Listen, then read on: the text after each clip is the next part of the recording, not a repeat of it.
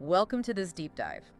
You know, you shared some really thought-provoking material about viewing the body as, well, a sacred space. Mm. And what struck me is that it's not just a nice idea, is it? It feels like a really practical way to look at how we live. Yes, exactly. It shifts how we see things. Yeah. The body isn't just this physical thing. It's more like fertile ground. Fertile ground, I like that. And everything we think, everything we feel, our actions, they're like seeds we plant there. Right. And like any gardener knows, the seeds you plant, the care you give, that determines the harvest. Mm-hmm. So if our minds are full of negativity, that's probably going to show up physically, isn't it? Reminds me of that quote, "You are what you think." Yes. It feels deeper than just mindset. Like our thoughts actually shape our physical reality. Precisely. And modern science is catching up, with psychosomatic medicine, studying that mind-body link. But it's not a new idea. Not at all.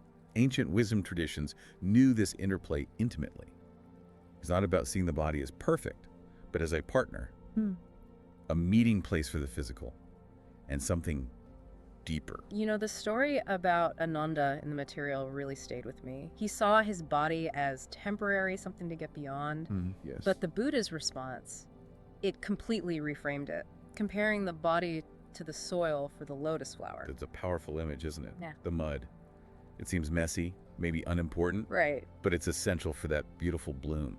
So yes, the body is impermanent. We know that. But we're still meant to cherish it. Cherish it, care for it, honor the vehicle that lets us experience life, lets us grow. Not vanity, but respect. Respect for the journey. That's such an important difference. It's not chasing perfection. It's realizing that neglecting our body, well, it has real costs. Yes, all the things we achieve outwardly, they can feel fragile, even crumble, if that inner foundation is weak. The physical and mental well-being. Think of your inner world like that garden again. Maybe there are weeds choking some areas, those negative patterns we get stuck in, maybe barren spots where potential isn't being nurtured. But there are also flowers blooming. Mindfulness, compassion, discipline. And tending that garden, it takes time. It's not like the quick fixes our culture seems to love. No, definitely not. Yeah. It takes patience, consistency, understanding the roots, not just trimming the leaves. So what does that tending actually look like day to day, treating the body like a temple? It starts, I think, with listening. Really listening. Not just when it's shouting in pain. But the quieter signals. Exactly, the subtle whispers. And recognizing the energy, the life force in what we take in food, water, breath, seeing how connected we are to everything. It makes you really think about your own relationship with your body. Is it an ally or something you fight against? And that inner voice, that self-talk, is it kind or critical? Because words have power, like we said, they shape things. Which brings up a core question, really. Yeah. How do you begin to treat your body as this sacred space? Where do you start? The first step is often just awareness, mindful observation, noticing how you move, what you eat, how you rest. Without judging it, just seeing. Just seeing what nourishes you, what depletes you, like taking a gentle walk through that inner garden. And then from that awareness, small changes can emerge. Small, intentional shifts. Maybe choosing whole foods over processed snacks sometimes. Or just taking a few minutes for gentle stretching, deep breathing. Those little things add up. They build a foundation. And sometimes transformation involves pruning. Pruning, letting go. Letting go of what doesn't serve you anymore. Toxic relationships, maybe. Limiting beliefs. Routines that just drain you. That can be uncomfortable, though. It can. Like winter clearing the way. But it makes space for new growth, for spring. It's strange, isn't it? With all we know scientifically, why do we often ignore this mind-body-spirit connection? It's a deep question. Perhaps the answers aren't always out there. Maybe they're waiting inside, ready to be unlocked through awareness, through practice. And your sources mentioned there are key principles, sort of hidden laws that govern this transformation. Yes, 3 underlying principles that shape how this change unfolds. Not rigid rules, but inherent aspects of life. Okay. The first one is impermanence, Annika. At first, that sounds a bit unsettling. Nothing lasts. It can feel that way. But reading through it, I started to see it differently. It's actually the engine of renewal, isn't it? Think about your body right now. It's constantly changing. Cells are dying, being replaced. Your skin, your liver, even your bones, they're never exactly the same. That's biologically true, yeah. So it's not just poetry, it's reality. And that's, well, it's actually hopeful. It means bad habits, limiting beliefs. They aren't permanent either. Exactly. They aren't fixed. Like old cells, they could be released, replaced. The past doesn't have to define the future. So the question becomes, what energy are we feeding into that constant change? Are we clinging on or opening up? Are you feeding resistance or possibility? It seems like the approach is curiosity, seeing discomfort not as a failure, but as information, the body talking. Yes, an invitation to investigate. What needs attention? What needs releasing? The story of Milarepa is such a powerful example of The this. transformation he went through. From deep negativity to profound compassion. Through dedicated practice, it shows the potential to rewrite even the deepest patterns. Which leads naturally to the second law, or principle, intention, satana. The material describe it as the blueprint, the power of a clear, heartfelt intention shaping reality, like a seed for karma. Think of intention as the architect of your inner world. Every thought, every choice, it adds to the structure. So if intentions are based in fear or doubt, The foundation is shaky. But intentions rooted in love, in purpose, Oh. they create strength, resilience. You mentioned before about using mindfulness and affirmations for chronic pain. That really showed how intention can physically impact us. And it's fascinating how science, like psychoneuroimmunology, is now exploring this. How positive mental states genuinely support physical health. So ancient wisdom and modern findings are pointing in a similar direction. They seem to resonate, yes. Yeah. The core idea, the focus of intention, holds true. So how do we apply this? How do we work with intention consciously? The material had some practical ideas. It's often in the small moments. Before you eat, taking a breath, intending for the food to nourish you. Simple. Before exercise, visualizing ease, Yeah. strength. Before sleep, intending for deep rest. These aren't huge gestures. But done consistently with awareness. They accumulate, they guide the energy. Okay. And the third principle, mindfulness. This isn't just sitting meditation, right? It's broader. Much broader. Mindfulness is being fully here now, with yourself, with what's happening with the world, bringing your whole attention to whatever you're doing. Whether it's meditating or washing the dishes. Or having a conversation, or walking, or just breathing. Fully present. And how does being present help with this transformation we're talking about? It's like an amplifier. When you're mindful, those healthy choices, they land more deeply. Mindful eating isn't just about fuel. You actually taste it, experience it. Yes. The nourishment. Mindful movement isn't just reps, it's connecting with your body's wisdom. That story about the Zen monk and the thieves. Wow, such composure. A beautiful illustration, isn't it? Staying centered, responsive, not reactive, whatever comes. We might not face thieves daily, but distractions, stresses. Exactly, they pull us away constantly. Mindfulness is the anchor. It brings us back home. So how can we weave more mindfulness into a busy life? Small anchors. The material suggests using transitions. Waking up, taking a sip of water, those little pauses. Just check in. Am I here now? Notice your breath, body sensations. Those micro moments. They can be powerful.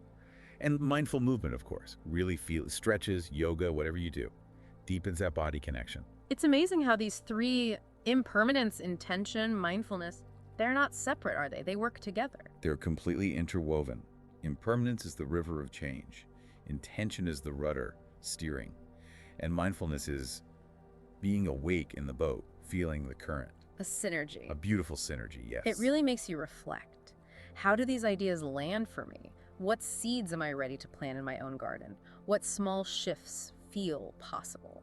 And often, it's those small, consistent, mindful steps that create the biggest changes over time. Which leads us perfectly into the practical tool that the material outlined, that 30-minute ritual. It seems designed to embody these very principles. Yes, it's not magic, not a quick fix. It's a dedicated practice. Yeah. A time you set aside to consciously reconnect with that inner sacredness. An invitation to step out of the rush. And nurture that vital link between the physical and the spiritual. And its core is breath, movement, and awareness. That trinity again, mirroring the mind-body-spirit connection. Exactly. Like that image of the forest at dawn. Breath is the air moving. Movement is the life flowing through the trees. Awareness is the quiet presence holding it all. That's what we aim to cultivate inside.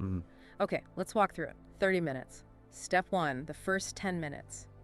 Grounding through breath. Yes. Find a comfortable position, sitting or lying down.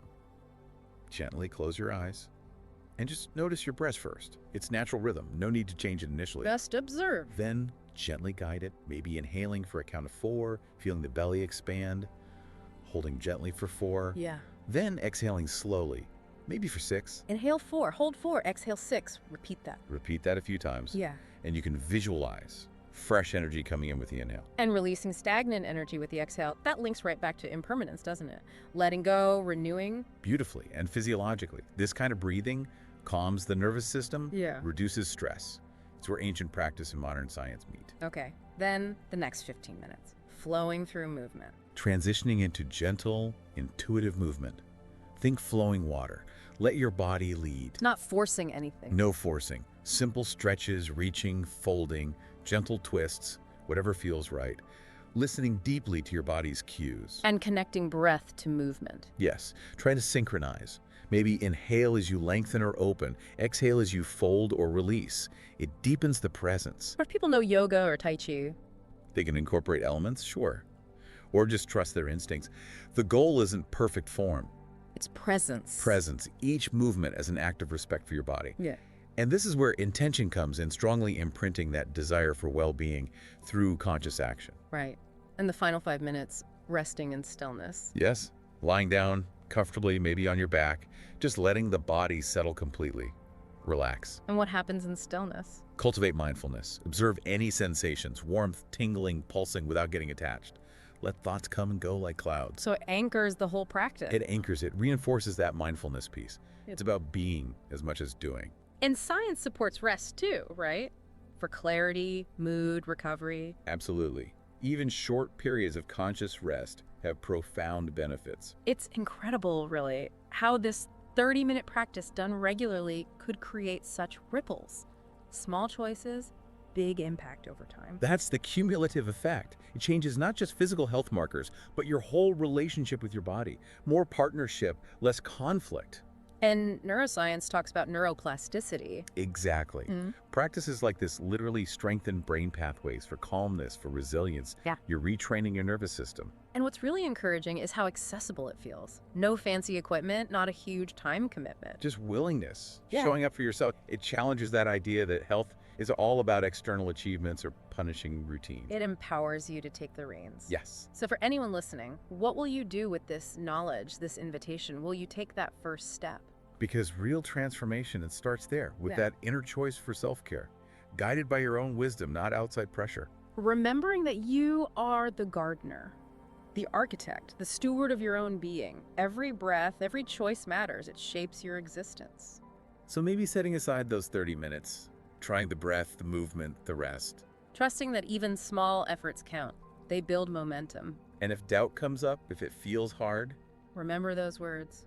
You yourself, as much as anybody in the entire universe, deserve your love and affection.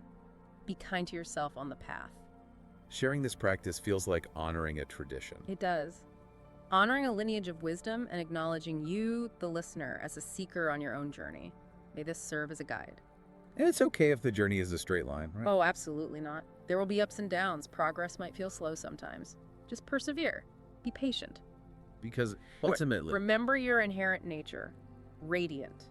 Infinite.